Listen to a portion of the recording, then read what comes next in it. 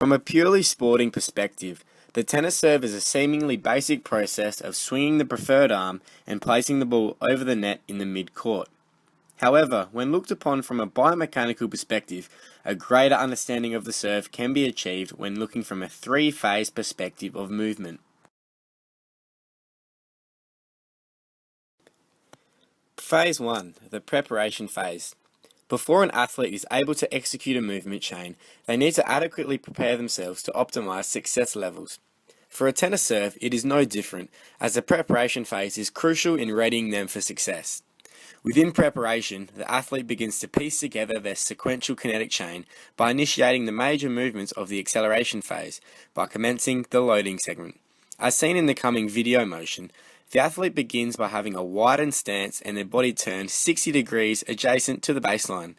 This position is the end of the open kinetic chain, which is not free to move, as the legs and torso begin fixed in a position with the arms beginning to rotate, with little room for movement variability to result in any out of synchronization movements to occur in preparation. In this process, the body itself is gaining potential energy, to which it will provide kinetic energy in the action of the serve.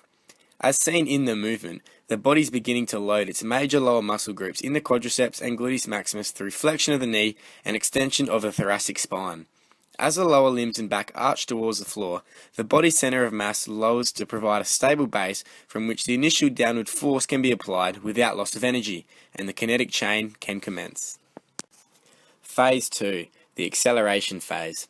During the acceleration phase, the body obtains all its kinetic energy through the sequential movement of the open-ended kinetic chain. As seen in the movement, a significant downward force is applied to the asphalt, which propels the body upward and towards the ball as a reaction force, according to Newton's third law of motion.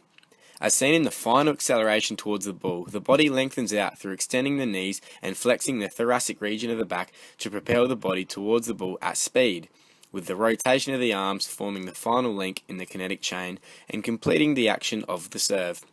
This aspect of the serve, where connection occurs, will form much of the discussion following in the blog. Phase 3, follow through. Once connection has been made with the ball, the athlete will rotate their body and flexion will again occur through the knees and thoracic spine to evenly distribute the force upon impact through the body. Notice how careful the elite tennis players are with their finish, as their velocity generated is much greater than an amateur serve. Hence, a very relaxed and gradual landing is ideal, which gently spreads the landing forces without overloading the hips.